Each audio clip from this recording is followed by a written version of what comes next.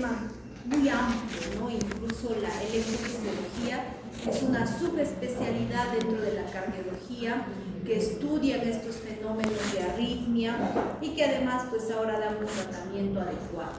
No solo medicamentoso, sino hay tratamientos a través de catéteres, a través de ablaciones, donde se puede curar una patología tipo arritmias. Entonces lo que nosotros vamos a ver ahora son los puntos más generales, ¿no? No vamos a tratar cada arritmia así específicamente, sino lo que es más frecuente y lo que es más general.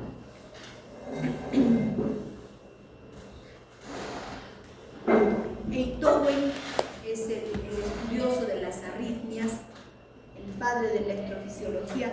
Miren cómo era antes un electrocardiograma.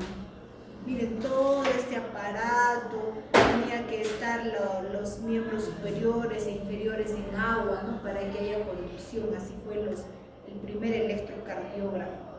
Entonces, recordemos en arritmias el sistema de conducción, que ha sido creo que la primera o la segunda clase que hemos visto, ¿no?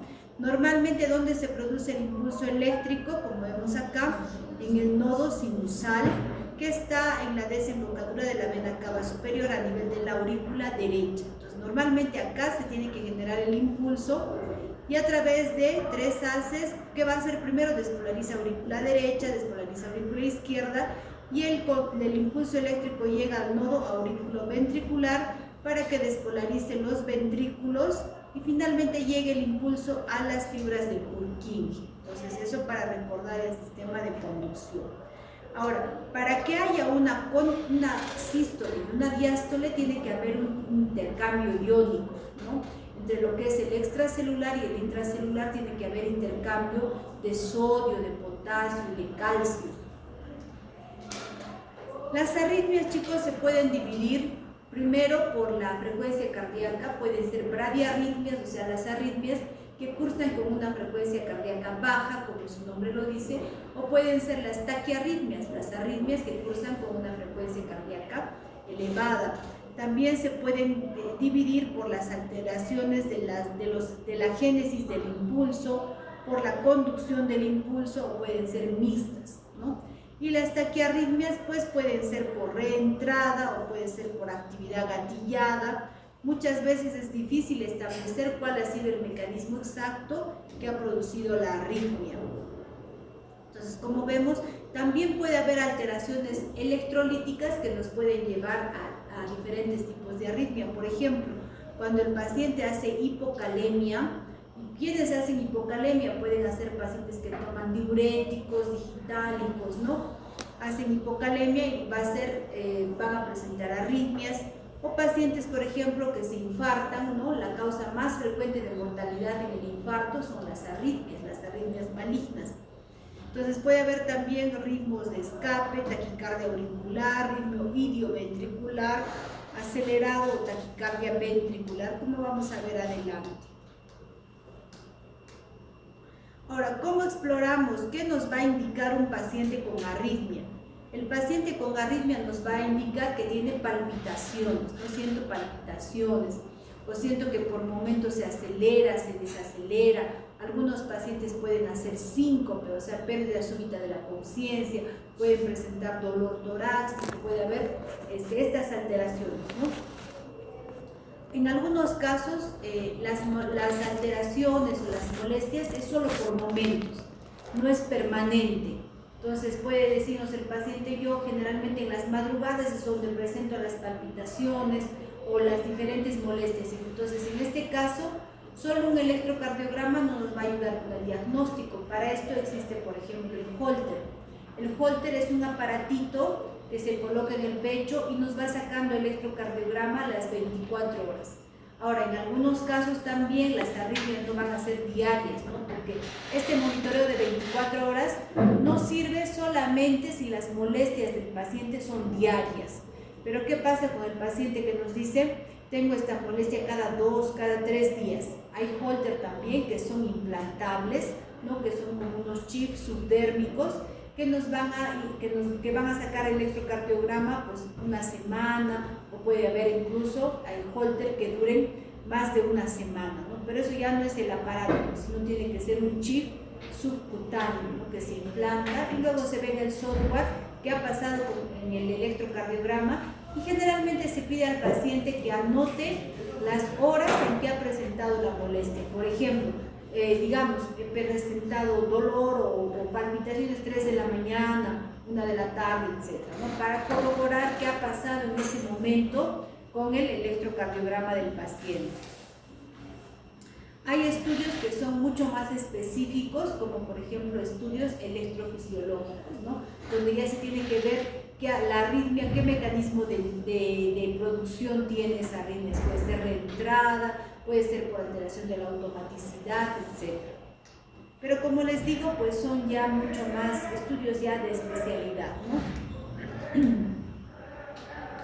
Entonces, el abordaje del paciente con arritmia tiene que ser, para empezar, una buena historia clínica, preguntar qué molestias, qué signos y síntomas tiene el paciente, la frecuencia de los síntomas, y hacer primero un electrocardiograma. Sabemos que el electro nos dura segundos, pues de repente en ese momento el paciente estaba asintomático y va a hacer un electrocardiograma.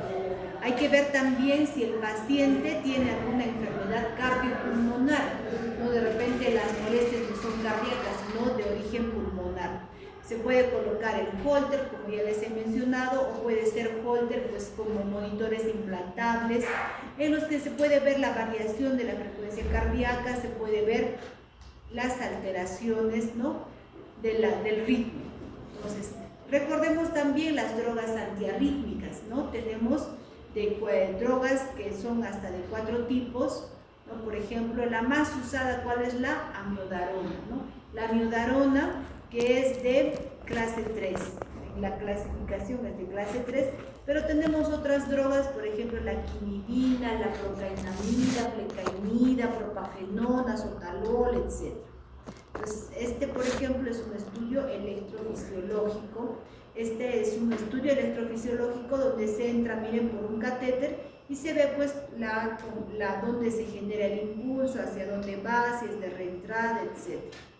Entonces vamos a ver primero lo que son las bradiarritmias, o sea, las arritmias que cursan con una frecuencia cardíaca baja, ¿no? ¿Qué vamos a tener en este caso? Vamos a ver, por ejemplo, ¿no?, que la falla es en la génesis del impulso, puede haber una automaticidad deprimida por enfermedad o por exposición a drogas. Siempre que un paciente esté bradicárdico, hay que preguntar qué medicamentos toma. Sabemos, por ejemplo, que los beta bloqueadores tipo atenolol, propanolol, etc., bajan la frecuencia cardíaca. También es importante preguntar si toma, por ejemplo, digitálicos, o sea, qué medicamentos toma el paciente, porque probablemente, y nos pasa también que en emergencia no piden interconsulta por bradicardia extrema, pero nadie le ha preguntado y ese paciente toma, por ejemplo, atenolol por una hipertensión arterial y que le produce bradicardia, ¿no? Siempre hay que preguntar qué drogas toma el paciente. Puede ser bradicardia inducida por drogas, ¿no? O puede ser, por ejemplo, que el paciente tenga un bloqueo a nivel del nodo sinusal. Por ejemplo, el nodo sinusal, chicos, va envejeciendo con nosotros, así como las válvulas, como otras estructuras, y puede haber pacientes que tengan enfermedad del nodo sinusal. ¿Qué pasa con esos pacientes? Son viejitos que de pronto empiezan a hacer bradicardias, ¿no? O sea, está en ritmo sinusal, pero su frecuencia cardíaca llega a ser 50, 40, en algunos casos llega a ser 30, porque hay enfermedad del nodo sinusal, y ya cuando la frecuencia cardíaca pues es menos de 40, el paciente puede hacer síncope, o sea, una pérdida súbita de la conciencia, puede estar mareado, puede tener trastorno del sensorio por momentos. ¿Y qué se hace? Se tiene que colocar un marcapaso, ¿no? ¿Por qué? Porque el nodo sinusal ha envejecido, ya no trabaja con la misma frecuencia que antes, puede hacer una bradicardia sinusal sintomática. Puede haber también, o puede ser el otro marcapaso del corazón, ¿cuál es? Si no es el nodo sinusal, es el nodo aurículo-ventricular. También puede haber bloqueos a nivel del nodo aurículo-ventricular, dependiendo, puede ser un tipo 1, diré, grado 1, 2 o 3, y el paciente va a necesitar diferente tratamiento, que ya lo vamos a ver a continuación. Entonces, ¿cuáles pueden ser las etiologías? Puede ser una sobreestimulación vasovagal, puede ser drogas, como ya hemos dicho, dentro de las drogas beta bloqueadores, calcio, bloqueantes de calcio, digitálicos, adenosina, etcétera, ¿no? Pueden ser también pacientes hipotiroideos, ¿no? Pues ustedes saben, alteraciones de la tiroides, hoy era 5 minutos, no media hora. ¿Dónde se han ido? ¿No nos quedan 5 minutos, chicas? Bueno, pasen. Entonces, el hipotiroidismo, la tiroides también tiene mucho que ver con la frecuencia cardíaca. Si el paciente está hipertiroideo, va a ser un paciente que nos haga taquicardia, ¿no? Si el paciente está hipotiroideo, va a ser un paciente que haga bradicardia. Entonces, también es importante ver el perfil tiroideo. Hay muchos pacientes jóvenes que consultan, por ejemplo, por taquicardia y se debe hacer un estudio del perfil tiroideo. Pueden hacer apnea del sueño, puede ser por alguna patología que les dé hipoxia o por hipotermia, por ejemplo, ¿no? Otras causas intrínsecas, por ejemplo, la enfermedad del nodo sinusal, enfermedades inflamatorias tipo pericarditis, miocarditis, puede ser por amiloidosis de la vejez, ¿no? Amiloidosis senil, puede ser iatrogénicas, por ejemplo, después de una radioterapia, o puede ser por causas familiares, ¿no? Mucho más infrecuentes. Entonces, el paciente puede estar por un tiempo completamente asintomático, ¿no? Pero presenta bradicardia, puede tener, en algunos casos también, chicos, hay de las dos cosas, hay el síndrome taquibradia, así lo llamamos, ¿no? El síndrome taquicardia-bradicardia. O sea, ¿qué hace este paciente? Por momentos hace una bradicardia severa y por momentos hace una taquicardia también severa. Entonces, en este caso, ¿qué droga le podemos dar? No le podemos dar una droga que le baje la frecuencia cardíaca ni una droga que le suba la frecuencia, porque hace las dos cosas. Entonces, en este caso también el tratamiento es un marcapaso. El marcapaso es un dispositivo que ya el corazón del paciente ya no va a latir a su ritmo, sino al ritmo que nosotros le programemos en el marcapaso. Porque ahí se programa que quiero que este paciente lata pues 70 por minuto. Se programa en el marcapaso y el paciente va a tener esa frecuencia, o si queremos 60 por minuto, por ejemplo. ¿Qué va a presentar el paciente? Puede presentar palpitaciones, angina, ¿no? Porque no está llegando buena circulación. Puede presentar hipotensión, puede presentar presíncope, síncope, debilidad, mareos, ¿no? Entonces, dentro de las bradiarritmias vamos a tener la bradicardia sinusal, que es la bradicardia donde el paciente está en ritmo sinusal, pero la frecuencia es menos de 60, ¿no? Puede ser 50, 40, 30, y conforme baje la frecuencia va a haber también síntomas en el paciente.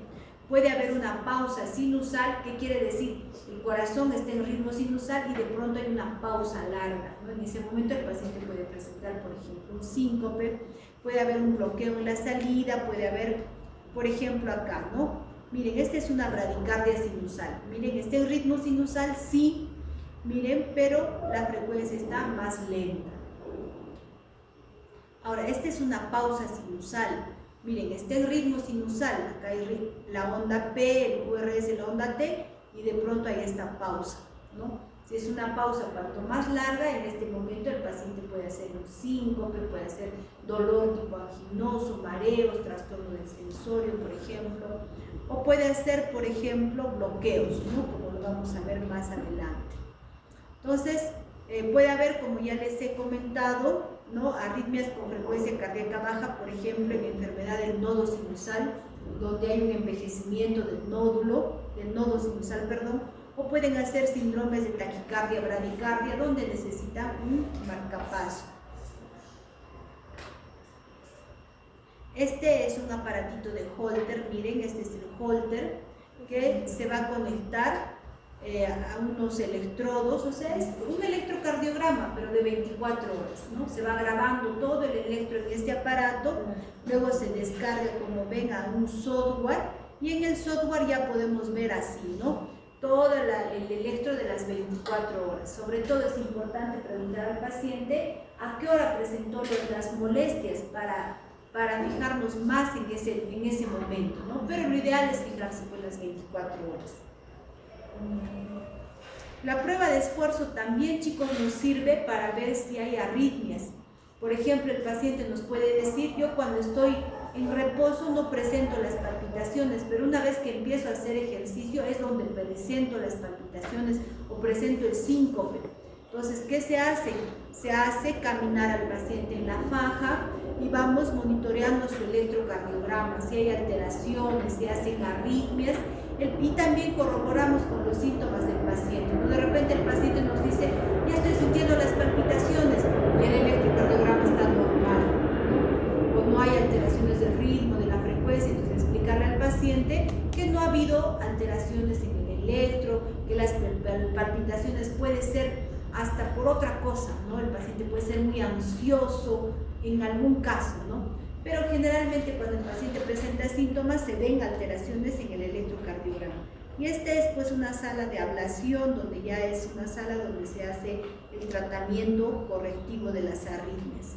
Este es un marcapaso, fíjense, este es el marcapaso que se va a implantar donde generalmente en la zona subclavicular del brazo que menos se usa. Si es diestro será pues el brazo izquierdo, ¿no? Se coloca a nivel subclavicular entre el músculo y el tejido celular subcutáneo. Se abre con un bolsillito y es el cable el que llega por la yugular hasta las cavidades derechas. Puede ser unicameral, o sea, aurícula derecha, o puede ser bicameral, un cable que llegue tanto a aurícula derecha como a ventrículo derecho. Entonces, miren, este es el marcapaso, que cuando uno palpa, lo va a palpar ahí el metal porque está debajo del tejido celular subcutáneo, pero es este cablecito, fíjense, que llega por la yugular hasta las cavidades derechas del ventrículo derecho, de las cavidades derechas del corazón. Entonces, si el paciente, nosotros programamos, digamos, una frecuencia cardíaca de 60, ya el corazón del paciente no va a estar en ritmo sinusal, sino va a estar en ritmo de marcapaso a la frecuencia que se queda en el marcapaso, ¿no? Entonces, recordemos, miren, este es el nodo sinusal, el nodo auriculoventricular, el haz de His, ¿no? Con la rama derecha y la rama izquierda, y llegan pues a la fibra, el impulso llega a las fibras de Purkinje. Ahora, puede haber también, como ya les dije, esa enfermedad del nodo sinusal, o puede ser un bloqueo auriculoventricular. El bloqueo auriculoventricular puede tener múltiples causas, puede ser desde beta bloqueadores, o puede ser infecciosas, o puede ser, por ejemplo, por digitálicos, ¿no? Por muchas causas. Causas menos frecuentes, por ejemplo, inflamatorias, infiltrativas, como las amiloidosis, neoplásicas, o puede ser simplemente degenerativo, ¿no? O también después de un infarto de miocardio. Entonces, el bloqueo de rama, chicos, hay tres de 3 grados. ¿Tienes plumoncito o...? Alberto es el que tiene. ¿No has traído a alguien mal, Alberto? Sí, gracias. Entonces, chicos, los bloqueos auriculoventriculares, como estamos viendo acá, va a ser, como su nombre lo dice, hay un bloqueo a nivel del nodo auriculoventricular. Entonces, vamos a tener el bloqueo auriculoventricular de primer grado. ¿Cuál es ese bloqueo? El intervalo PR, que normalmente mide de 0.12 a 0.20, va a estar más prolongado. Por ejemplo, así.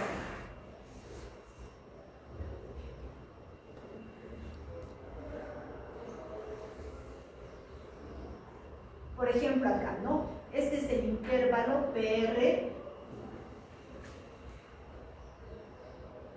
Debe medir de 0.12 a 0.20, o sea, de 3 cuadraditos a 5 cuadraditos. Digamos que acá mide 0.28, 0.28, 0.28. ¿No? Solamente hay eso, una prolongación, ¿no?, del intervalo PR. Entonces, este bloqueo es frecuente, por ejemplo, en personas jóvenes, no da síntomas y no necesita tratamiento. El bloqueo auriculoventricular de segundo grado va a haber dos tipos. Uno, el Moritz 1 o de Wenckebach, conocido también como Wenckebach. ¿Qué va a pasar en el Moritz 1? Vamos a tener que el intervalo PR se va a ir prolongando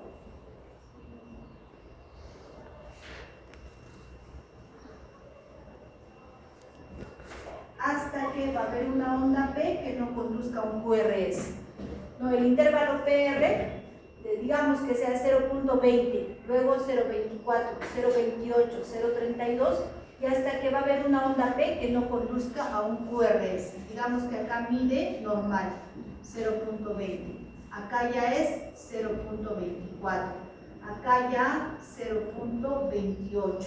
Hasta que hay una onda P que no conduce a un QRS. Este es el MOVIX 1. El MOVIX 2,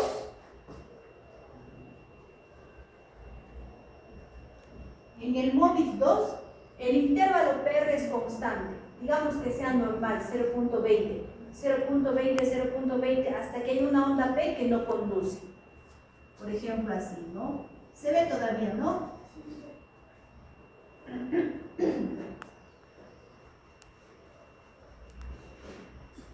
Así.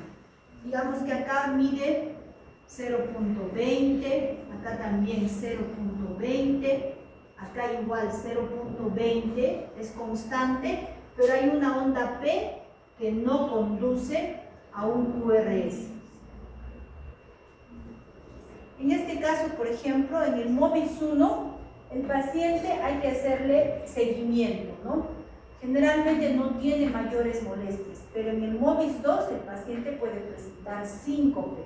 Entonces, en el MOVIX 2 el paciente ya requiere o tratamiento, requiere marcapaso, ¿no? Si es que ya tiene síntomas el paciente. Ahora, ese es grado 1 y grado 2. El grado 3, préstenme papelito, por favor. ¿Alguien tiene papelito? Gracias.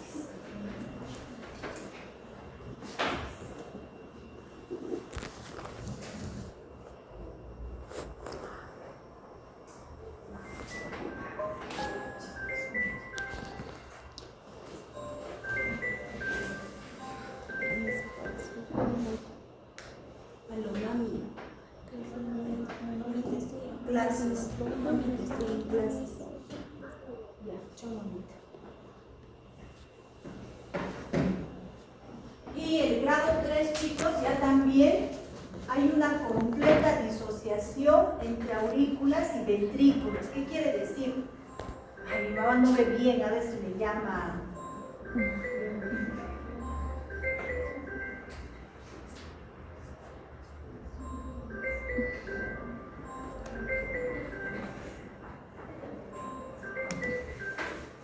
Mami, me estás volviendo a llamar.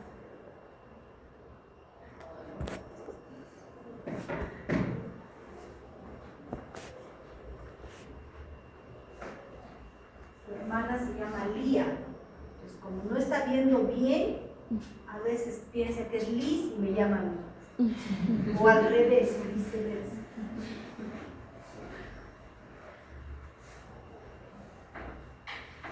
Y el tercer grado, chicos, como les digo, el bloqueo auriculoventricular del tercer grado o completo.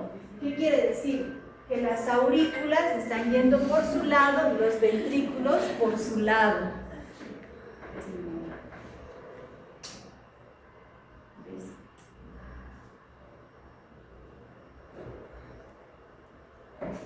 ¿Cómo vamos a ver el electrocardiograma? Vamos a ver así, ¿ven?